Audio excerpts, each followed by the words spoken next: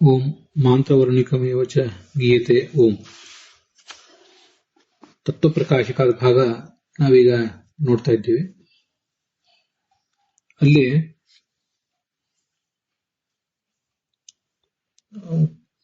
ನಾನು ಯದಿ ಪರಿದೃಶ್ಯಮಾನ ದೇಹ ಏವ ನ ಅನ್ನಮಯಃ ಕಿಂತು ಬ್ರಹ್ಮ ಇವ, ಈ ವಾಕ್ಯ ನಾವೀಗ ನೋಡಬೇಕಾಗಿದೆ.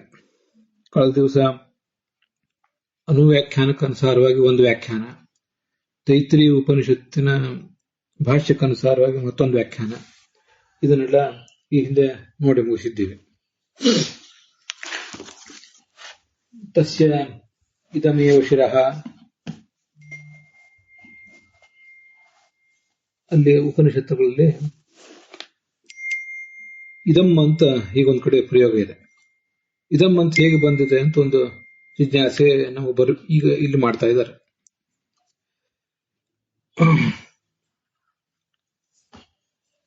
ನಾನು ಇದು ಪರಿದೃಶ್ಯಮಾನ ದೇಹ ಏವ ನ ಅನ್ನಮಯ. ಈಗ ನಾವು ನೋಡ್ತಾ ಇರುವಂತಹ ದೇಹ ಏನಿದೆ ಇದು ಅನ್ನಮಯ ಅಲ್ಲ ಅಂತ ಆದ್ರೆ ಅಂತ ಹೀಗೆ ಪ್ರಶ್ನೆ. ಈ ದೇಹವೇ ಅನ್ನಮಯ ಅಲ್ಲ, ಕಿಂತು ಬ್ರಹ್ಮ ಇವ. ಅನ್ನಮಯ ಎಂಬ ಶಬ್ದದಿಂದ ಹೇಳಿರುವುದು ಈ ದೇಹವನ್ನಲ್ಲ, ಹೊರತು ಬ್ರಹ್ಮನನ್ನ ಅಂತ ಆದ್ರೆ, ಅದಾದ್ಮೇಲೆ ಬ್ರಹ್ಮೈವ ಆದ್ಮೇಲೆ ದಂಡ ಇದೆ, ಫುಲ್ ಸ್ಟಾಪ್ ಇದೆ, ಅದೇನೇ ಬೇಕಾಗಿಲ್ಲ. ಕಥಂ ತರ್ಹಿ ತಸ್ಯ ಇದಮೇವ ಶಿರಃ ಇತಿ ಪ್ರತ್ಯಕ್ಷ ನಿರ್ದೇಶೋ ಯುಜ್ಯತೆ. ಇದಮೇವ ಶಿರಃ ಅಂತ ಇದಂ ಅಂತ ಶಬ್ದ ಬಳಕೆ ಮಾಡಿದ್ದಾರಲ್ಲ, ಇದಂ ಅಂದ್ರೆ ಇದು ಅಂತ, ಅದನ್ನ ಹೇಗೆ ಬಳಕೆ ಮಾಡಿದ್ದಾರೆ ಅಂತ ನಮಗೆ ಜಿಜ್ಞಾಸೆ ಬರ್ತದೆ.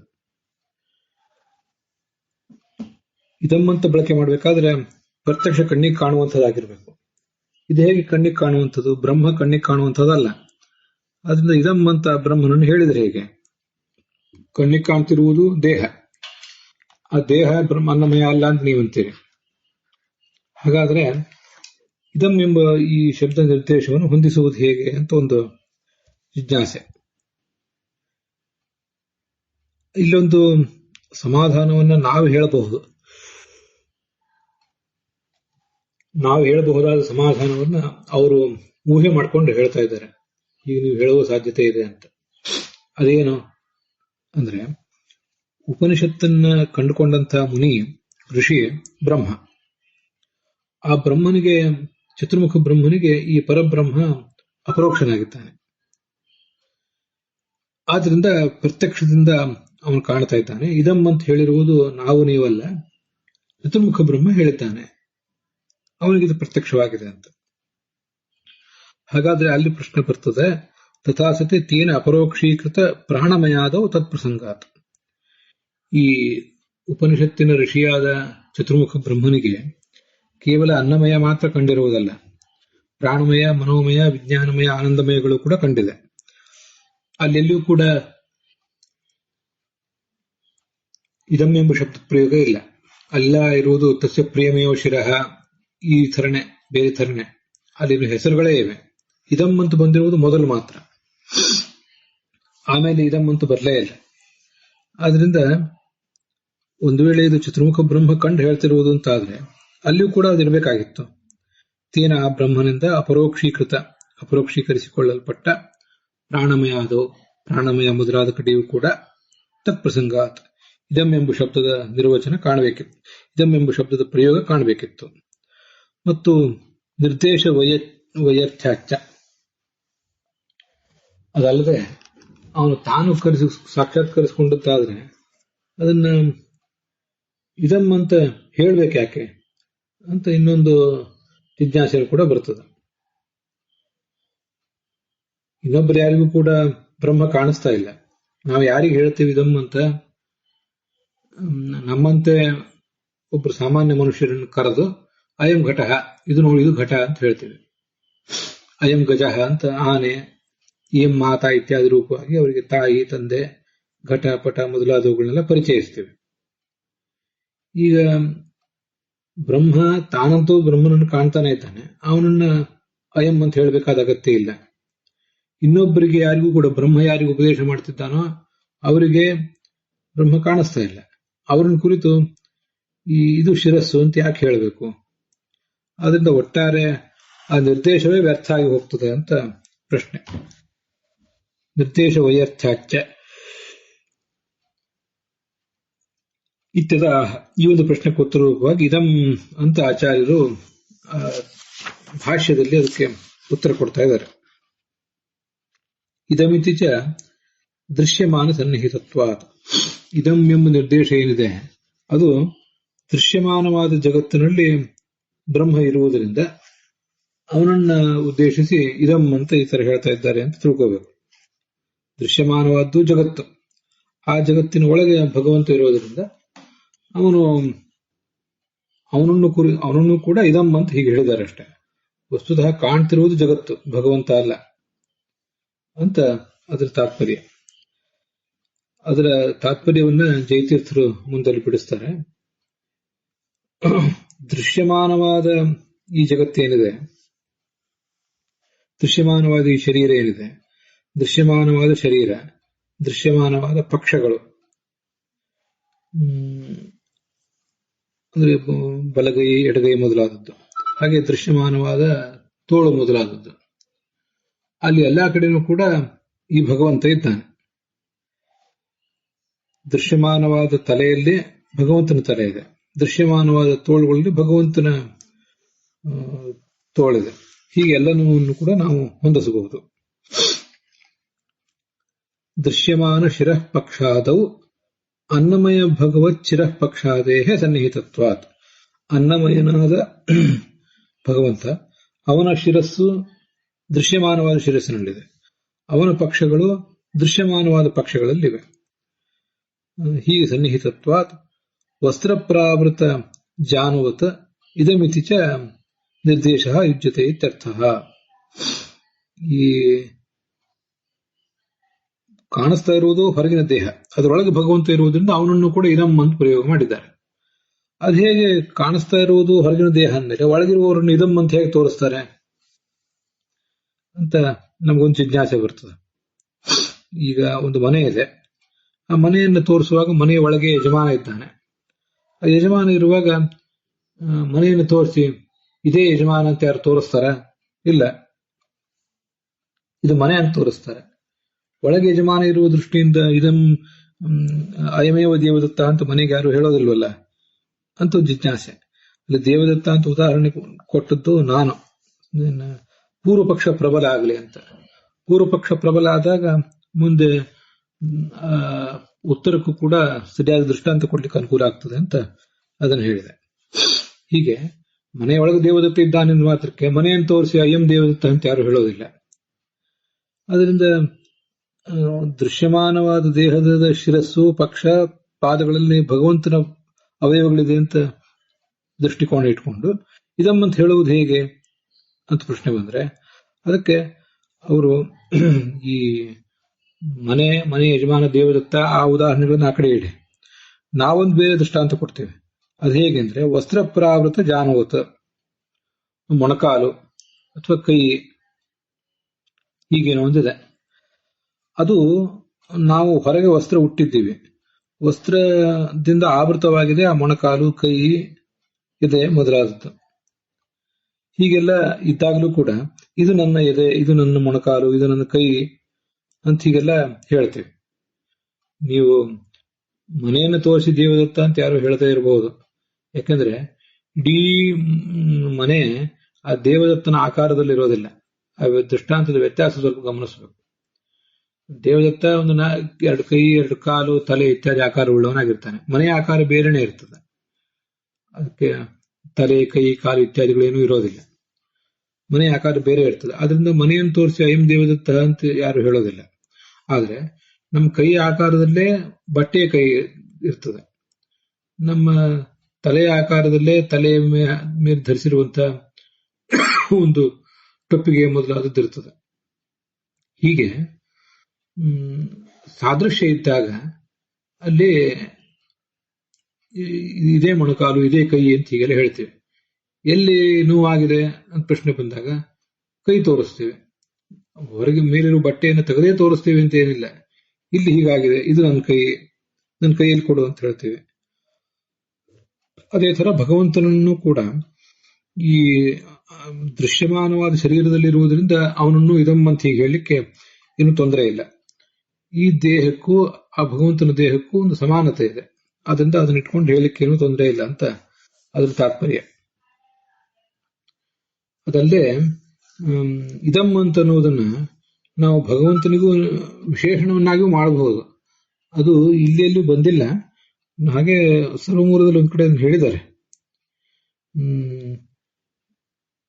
ಈಗ ನಾನು ಇಲ್ಲಿ ಕೋಶಗಳಿಗೆ ಅನುಸಾರವಾಗಿ ಇದಂ ಅದನ್ನ ಒಂದು ಸ್ವಲ್ಪ ನೆನಪು ಮಾಡ್ಕೊಂಡು ಹೇಳಬೇಕು ಅಂತ ಒಮ್ಮೆ ಹೊಳಿತು, ಅದಕ್ಕಾಗಿ ಹೇಳ್ತಾ ಇದ್ದೀನಿ. ಇದಂ ಅಂದ್ರೆ ಇಣುಗತವು ಇಂಥ ಧಾತು. ಆ ಇಣುಗತವು ಧಾತುವಿನಿಂದ ಏತಿ ಇತಿ ಇದಂ. ಇದಂ ಅಂತ ದಮುಕ್ ಅಂತ ಒಂದು ಪ್ರತ್ಯಯ ಅಂತ ಹೇಳ್ತಾರೆ ಶಬ್ದಕಲ್ಪದ್ರುಮ ಕೋಶದಲ್ಲಿ. ಏತಿ ಬರುತ್ತಾನೆ, ಹೋಗುತ್ತಾನೆ, ಆದ್ರಿಂದ ಆತ ಭಗವಂತ ಇದಂ. ಇನ್ನೊಂದು ಇಂದ್ರ ಅಂದ್ರೂ ಇದಂ ಅಂದ್ರೂ ಒಂದೇ ಅರ್ಥ. ಇಂದತಿ ಇದು ಪರಮೇಶ್ವರಿಯನ ಧಾತುವಿನಿಂದ ಇದಂ ಅಂತ ಆಗಿದೆ. ಹೀಗೆ ಪರಮೇಶ್ವರನಾದವನು ಈ ಭಗವಂತ ಅಂತ ಅರ್ಥ. ತಸ್ಯ ಇದಮೇವ ಶಿರಃ, ಪರಮೇಶ್ವರಿಯ ಸ್ವರೂಪವಾದದ್ದು ಈ ಭಗವಂತನ ಶರೀರ ಅಂತ ಹೀಗೆಲ್ಲ ಅದಕ್ಕೆ ಮತ್ತೊಂದು ಅರ್ಥನ ಕೂಡ ಮಾಡಬಹುದು. ಇದಲ್ಲದೆ ಆಚಾರ್ಯ ಒಂದು ಏನೋ ನಿರ್ವಚನ ಬೇರೆ ಹೇಳಿದ್ದಾರೆ, ಅದು ಮತ್ತೊಂದ್ಸರಿ ಅದನ್ನ ಸಿಕ್ಕರೆ ಹೇಳ್ತೇನೆ. ಈ ವಸ್ತ್ರಪ್ರಾವೃತ ಜಾನುವತ ಅಂತ ನಿರ್ದೇಶ ಬಂದಿರುವುದೇನಿದೆ, ಇದು ಅನುವ್ಯಾಖ್ಯಾನದಲ್ಲೂ ಎಲ್ಲೋ ಒಂದು ಕಡೆ ಬಂದಿರುವಂತಹ ನಿರ್ದೇಶ, ಒಂದು ಪರಿಹಾರ. ಅದನ್ನು ಇಲ್ಲಿ ಜಯತೀರ್ಥರು ನೆನಪು ಮಾಡಿಕೊಂಡಿದ್ದಾರೆ. ಭಾವದೀಪ ಟಿಪ್ಪಣಿಯಲ್ಲಿ ಇದಮಿತ್ಯವ ನಿರ್ದೇಶೋ ವಸ್ತ್ರಪ್ರಾವೃತವದ್ ವಿಭೋಹ ಇತ್ಯನುಭಾಷ್ಯೋಕ್ತೇ ಇತಿ ಭಾವ ರಾಘವೇಂದ್ರ ಟಿಪ್ಪಣಿಯಲ್ಲಿ ಅದು ಕಂಡು ಬರ್ತದೆ. ನನು ತಥಾಪಿ ತಸ್ಮಾದ್ವಾ ಏತಸ್ಮಾತ್ ಅನ್ಯೋಂತರ ಆತ್ಮ ಪ್ರಾಣಮಯಃ ಇತಿ ಅನ್ಯಃ ಅನ್ಯಮನ್ಯತೆಯ ಉಕ್ತ ಅನ್ನಮಯಾದೀನ ಕಥಂ ಬ್ರಹ್ಮತ. ಇಷ್ಟಾದ್ರೂ ಒಂದು ಪ್ರಶ್ನೆ ಬರ್ತದೆ.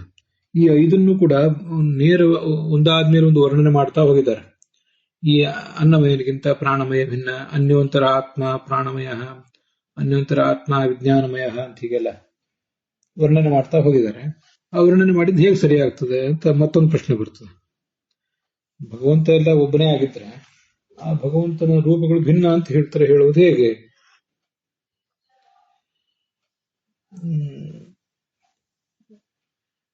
ಬ್ರಹ್ಮ ಅಭಿನ್ನನಾದ್ರಿಂದ ರೂಪಗಳಿಗೆ ಭೇದ ಹೇಗೆ? ಅದರಿಂದ ಅನ್ನಮಯಾದಿಗಳು ಬ್ರಹ್ಮ ಹೇಗೆ ಅಂತ ಪ್ರಶ್ನೆ ಬಂದ್ರೆ ಅದಕ್ಕೆ ಅನನ್ಯೋಪ್ಯನ್ಯ ಶಬ್ದೇನ ತಥೈಕೋ ಬಹುರೂಪವಾನ್ ಪ್ರೋಚ್ಯತೆ ಭಗವಾನ್ ವಿಷ್ಣು ಐಶ್ವರ್ಯಾತ್ ಪುರುಷೋತ್ತಮ ಇತಿ ಬ್ರಹ್ಮಾಂಡ ಪುರಾಣೆ ಅಥವಾ ಬ್ರಹ್ಮಾಂಡೆ. ಈ ಒಂದು ಶ್ಲೋಕವನ್ನ ಅವರು ಆಚಾರ್ಯರು ಇದಕ್ಕೆ ಉತ್ತರವಾಗಿ ತೋರಿಸ್ತಾ ಇದ್ದಾರೆ. ಭಗವಂತ ತನ್ನ ಎಲ್ಲಾ ರೂಪಗಳಿಂದಲೂ ಅಭಿನ್ನ, ಆದರೂ ಕೂಡ ಅವನನ್ನು ಇವನಿಗಿಂತ ಅವನು ಭಿನ್ನ, ಕೃಷ್ಣನಿಗಿಂತ ರಾಮ ಭಿನ್ನ, ರಾಮನಿಗಿಂತ ಪರಶುರಾಮ ಭಿನ್ನ ಅಂತ ಹೀಗೆಲ್ಲ ನಾವು ಪುರಾಣಗಳಲ್ಲೂ ಹೇಳಲ್ಪಡುವುದಿದೆ. ಯಾಕೆಂದ್ರೆ ವಸ್ತುತಃ ಒಬ್ಬನೇ ಆದರೂ ಕೂಡ ತನ್ನ ಅಚಿಂತ್ಯವಾದ ಶಕ್ತಿಯಿಂದ ಆ ಥರ ಅನೇಕ ರೂಪಗಳನ್ನು ತಾಳ್ತಾನೆ, ಹಾಗೆ ಅನೇಕ ರೂಪಗಳಿಂದ ವ್ಯವಹರಿಸಲ್ಪಡ್ತಾನೆ ಕೂಡ, ಅನೇಕ ನಾಮಗಳಿಂದ ವ್ಯವಹರಿಸಲ್ಪಡ್ತಾನೆ ಕೂಡ ಅಂತ ಅದರ ತಾತ್ಪರ್ಯ. ಅನನ್ಯೋಪ್ಯನ್ಯ ಶಬ್ದೇನ ಅಂತ ತೃತೀಯ ವಿಭಕ್ತಿ ಇದೆ. ತೃತೀಯ ವಿಭಕ್ತಿ ಮುಂದೆ ಏನು ಅಂತ ಪ್ರೋಚ್ಯತೆ ಅಂತ ಅಲ್ಲಿಗೆ ಮುಂದಕ್ಕೆ ಅನ್ವಯ.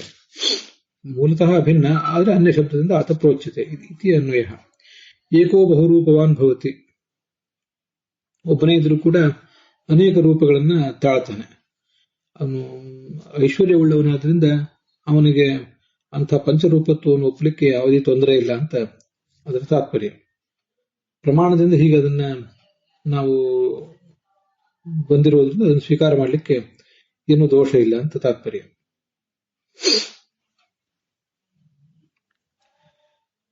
ಅನ್ಯ ಶಬ್ದೇನ ಪ್ರೋಚ್ಯತೆ ಏಕೋ ಬಹುರೂಪವಾನ್ ಭವತಿ ಇತ್ಯನೇನ ಬಹುರೂಪತ್ವಾತ್ ನ ವಿರೋಧ ಇತ್ಯೇತದಪಿ ಪ್ರಮಾಪಿತಂ ಸ್ಯಾತ್. ಇದೆಲ್ಲವೂ ಕೂಡ ಪ್ರಮಾಪಿತ ಅಂದ್ರೆ ಪ್ರಮಾಣದಿಂದ ಪ್ರತಿಷ್ಠಾಪಿತ ಆಗ್ತದೆ. ಪ್ರಮಾಣಗಳ ಮೂಲಕ ಇದೆಲ್ಲವೂ ಕೂಡ ಸಿದ್ಧ ಆಗ್ತದೆ ಅಂತ ಅದರ ತಾತ್ಪರ್ಯ. ಅದನ್ನ ಯಾವುದೋ ಒಂದು ಟಿಪ್ಪಣಿಯಲ್ಲಿ ಬರೆದಿದ್ದಾರೆ. ಈ ಭಗವಂತನ ರೂಪಗಳಿಗೆ ಪರಸ್ಪರ ಭೇದ ಏನಿಲ್ಲ, ಆದರೂ ಕೂಡ ತನ್ನ ಅಚಿಂತ್ಯ ಶಕ್ತಿಯ ಮೂಲಕ, ವಿಶೇಷದ ಮೂಲಕ ಆ ಒಂದು ರೂಪ ಒಳಗಿದೆ, ಒಂದು ರೂಪ ಹೊರಗಿದೆ, ದೇಹ ದೇಹಿವ ದೇವಾಸೋ ಅಂತೆಲ್ಲ ಹಿಂದೆ ಬಂದಿದೆ.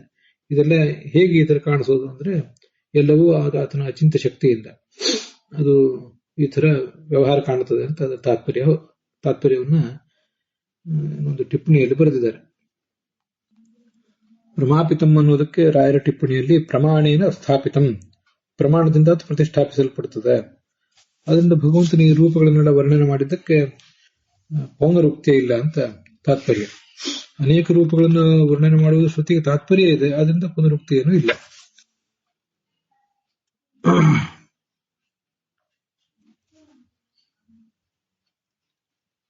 ಇದಂ ಅನ್ನೋ ಶಬ್ದಕ್ಕೆ ನಾವೇನ್ ಅರ್ಥ ಇಟ್ಕೊಳ್ಬೇಕು ಅದನ್ನ ಹೇಳ್ತಾರೆ. ಇದಂ ಅಂದ್ರೆ ಇದು ಅಂತ ಅರ್ಥ. ಇದು ಅಂದ್ರೆ ಹಿಂದೆ ಪ್ರಸ್ತುತವಾದದ್ದು, ನಮ್ಗೆ ಗೊತ್ತಿರುವಂತೆ. ಹಿಂದೆ ಪ್ರಸ್ತುತವಾದದ್ದು ಯಾವುದು? ಈ ಬೃಹದಾರಣ್ಯಕ ಉಪನಿಷತ್ತಿನ ಭಾಷ್ಯದಲ್ಲಿ 4 ಅಥವಾ 6ನೇ ಅಧ್ಯಾಯದಲ್ಲಿ ಇದ್ರ ಬಗ್ಗೆ ಹೀಗೆ ವರ್ಣನೆ ಮಾಡಿದ್ದಾರೆ. ಇದರ ಪುಟ ಸಂಖ್ಯೆ 451. ಇದು ನನ್ನ ರೆಫರೆನ್ಸ್ಗಾಗಿ. ಕ್ವಚಿತ್ ತದ್ಭಾವಶೇಷ ಸ್ಯಾತ್ ಕ್ರಿಯಾಶೇಷ ಕ್ವಚಿತ್ ಭವೇತ್ ಕ್ವಚಿತ್ ಪದಾರ್ಥ ಶೇಷ ಸ್ಯಾತ್ ಇದಮಾದಿ ತ್ರಿಧಾ ಸ್ಮೃತಃ. ಇದಂ ಮೊದಲಾದ ಶಬ್ದಗಳು, ಇದಂ ಏಷಃ ಮೊದಲಾದ ಶಬ್ದಗಳು ಧರ್ಮಿಯಲ್ಲಿರುವಂತಹ ಧರ್ಮಕ್ಕೆ ವಾಚಕ ಆಗ್ತವೆ. ಕೆಲವು ಕಡೆ ಇಡೀ ಧರ್ಮಕ್ಕೆ ವಾಚಕ, ಇಡೀ ಧರ್ಮವುಳ್ಳಂತ ಧರ್ಮಿಗೆ ವಾಚಕ ಆಗೋದಿಲ್ಲ, ಅದರಲ್ಲಿರುವ ಧರ್ಮಕ್ಕೆ ಮಾತ್ರ ವಿಶೇಷಣ ಆಗ್ತದೆ. ಕೆಲವು ಕಡೆ ಹಿಂದೆ ಬಂದಿರುವಂತಹ ಕ್ರಿಯೆಗೆ ವಿಶೇಷಣ ಆಗ್ತದೆ, ಕೆಲವು ಕಡೆ ಇಡೀ ಧರ್ಮಿಗೆ ವಿಶೇಷಣ ಆಗ್ತದೆ. ಇದಂ ಮೊದಲಾದ ಶಬ್ದಗಳು ಹೀಗೆ 3 ವಿಧವಾಗಿವೆ ಅಂತ ಶಬ್ದ ನಿರ್ಣಯ ಕೋಶದಲ್ಲಿ ವರ್ಣನೆ ಮಾಡಿದ್ದಾರೆ. ಅಜಾನತಾ ಮಹಿಮಾನಂ ತವೇದಂ ಅಂತ ಭಗವದ್ಗೀತಾದಲ್ಲಿ ಒಂದು ಶಬ್ದ ಇದೆ. ಈ ನಿನ್ನ ಮಹಿಮೆಯನ್ನು ತಿಳಿಯದೆ ನಾನು ನಿನ್ನನ್ನು ಅವಮಾನಿಸಿದೆ ಅಂತ. ಇದಂ ಅನ್ನೋ ಪದ ಅಲ್ಲೇನಿದೆ, ಮಹಿಮಾ ಮಹಾತ್ಮೆ ಎಂಬ ಶಬ್ದದ ಅರ್ಥ ಏನಿದೆ ಮಹಿಮಾ, ಅದಕ್ಕದು ವಿಶೇಷಣ ಅಲ್ಲ. ಮಹಿಮಾನೋ ಮಹಿಮಾನಃ ಅಂತ ಹೇಳೋದು ಪುಲ್ಲಿಂಗದಲ್ಲಿ ಬರ್ತದೆ. ಇದಂ ಅನ್ನೋದು ನಪುಂಸಕಲಿಂಗದಲ್ಲಿದೆ. ಇದಂ ಅನ್ನೋದು ಮಹಿಮೆಗೆ ವಿಶೇಷಣ ಆಗಿದ್ರೆ ಮಹಿಮಾ ಅಂತ ಹೇಳಿ ಅದು ಪುಲ್ಲಿಂಗದಲ್ಲಿರುವುದರಿಂದ ಇದು ಅಯಂ ಅಂತ ಆಗ್ಬೇಕಾಗಿತ್ತು. ಆದ್ರಿಂದ ಇಲ್ಲಿ ಇದಂ ಅನ್ನೋದ್ರಿಂದ ಆ ಮಹಿಮೆಯಲ್ಲಿರುವ ಮಹಿಮತ್ವ ಅನ್ನುವ ಗುಣಕ್ಕೆ ಅದು ವಾಚಕ ಅಂತ ಹೇಳಿದ್ದಾರೆ. ಮಹಿಮತ್ವ ಅನ್ನೋದು ಘಟತ್ವ ಪಟತ್ವಾದಿಗಳಂತೆ ನಪುಂಸಕಲಿಂಗ, ಹಾಗೆ ಮಹಿಮತ್ವ ಅನ್ನೋದು ಕೂಡ ಒಂದು ನಪುಂಸಕಲಿಂಗವಾದ್ದು, ಅದಕ್ಕೆ ಇದಂ ಅಂತ ವಿಶೇಷಣ ಆಗಬಹುದು. ಹೀಗೆ ಅನೇಕ ಕಡೆ ಗುಣದಲ್ಲಿರುವ ಗುಣಿಯಲ್ಲಿರುವ ಗುಣಕ್ಕೆ ವಾಚಕ ಕೆಲವು ಕಡೆ, ಕ್ರಿಯೆಗೆ ವಾಚಕ ಕೆಲವು ಕಡೆ ಹಿಂದೆ ಬಂದಿರುವಂತಹ ಪದಾರ್ಥಕ್ಕೆ. ಎಲ್ಲವೂ ಕೂಡ ಹಿಂದೆ ಬಂದಿರುವಂತದ್ದೇ, ಹಿಂದೆ ಬಂದಿರುವ ಪದಾರ್ಥಕ್ಕೆ ವಾಚಕ ಕೆಲವು ಕಡೆ, ಪದಾರ್ಥಕ್ಕೆ ವಾಚಕವಾಗದೆ ಹಿಂದೆ ಬಂದಿರುವ ಪದಾರ್ಥಕ್ಕೆ ವಾಚಕವಾಗದೆ ಆ ಪದಾರ್ಥದಲ್ಲಿರುವ ಧರ್ಮಕ್ಕೆ ವಾಚಕ ಇನ್ನು ಕೆಲವು ಕಡೆ, ಕ್ರಿಯೆಗೆ ವಾಚಕ ಇನ್ನು ಕೆಲವು ಕಡೆ ಅಂತ ಈಗ ಅದರ ತಾತ್ಪರ್ಯವನ್ನು ತಿಳ್ಕೊಳ್ಬಹುದಾಗಿದೆ.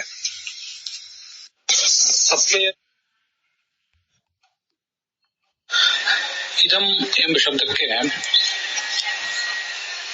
ಅತಿ ಸಮೀಪ ಇರುವಂತದ್ದು. ಇದಂ ನಾಮ ಅತಿ ಸಾಮೀಪ್ಯಾತ್ ಅಂತ ಛಾಂದೋಗ್ಯ ಭಾಷ್ಯ 7ನೇ ಅಧ್ಯಾಯ.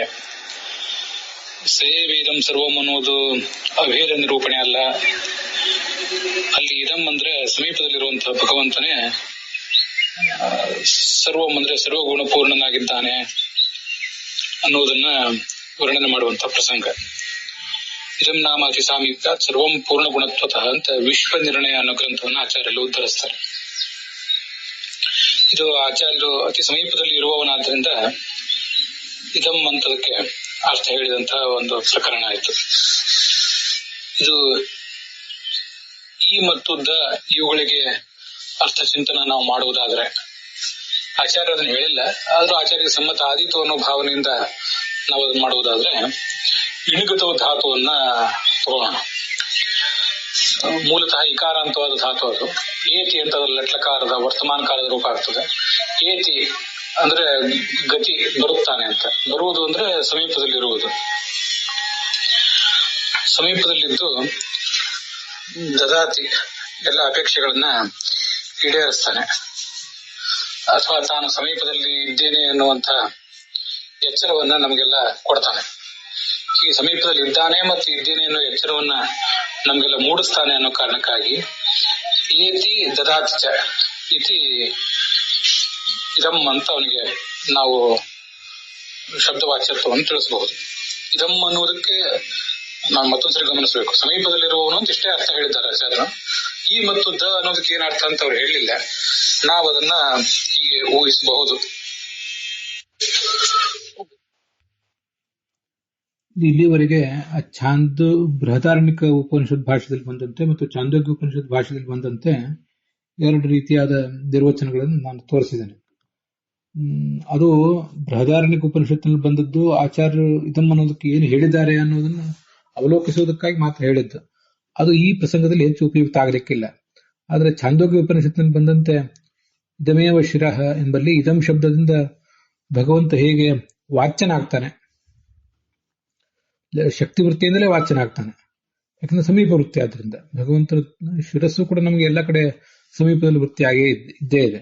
ಸಹಸ್ರ ಶೀರ್ಷ ಅಂತ ಈ ತರ ಹೇಳಿರುವುದರಿಂದ ಅದರಿಂದ ಲಕ್ಷಣಾವೃತ್ತಿಯಿಂದ ಇದಂ ಎಂಬ ಶಬ್ದದಿಂದ ಭಗವಂತ ವಾಚ್ಯ, ಅವನ ಶಿರಸ್ಸು ವಾಚ್ಯ ಅಂತ ಹೇಳುವುದು ಮುಂದಿನ ಟೀಕಾ ಭಾಗದಲ್ಲಿ ಬರ್ತದೆ. ಸಮೀಪ ವೃತ್ತಿ ಆದ್ರಿಂದ ಅಂತ ಛಾಂದೋಗ್ಯ ಉಪನಿಷತ್ ಭಾಷೆಗೆ ಅನುಸಾರವಾಗಿ ಇಟ್ಕೋಬಹುದು. ಅದಲ್ಲದೆ ಈ ಮತ್ತು ದಮ್ ಅಂತ ಈಗ ಒಂದು ನಿರ್ವಚನ ಹೇಳಿದೆ, ಅದಕ್ಕನುಸಾರವಾಗಿ ಕೂಡ ನಾವು ತಿಳ್ಕೊಳ್ಬಹುದು. ಹೀಗೆ ಬೃಹದಾರಣ್ಯಕ ಭಾಷ್ಯದ ನಿರ್ದೇಶ ಅಲ್ಲದೆ ಹೋದರೂ ಚಾಂದೋಗ್ಯ ಉಪನಿಷತ್ ಭಾಷ್ಯದ ನಿರ್ದೇಶ ನಮ್ಗೆ ಹೆಚ್ಚು ಉಪಯುಕ್ತ ಆಗ್ತದೆ ಇದಂ ಎಂಬ ಶಬ್ದದ ಅರ್ಥವನ್ನ ತಿಳ್ಕೊಳ್ಳುವುದರಲ್ಲಿ. ಅಲ್ಲಿಗೆ ಈ ಭಾಗ ಸಮಾಪ್ತ ಆಗಿದೆ.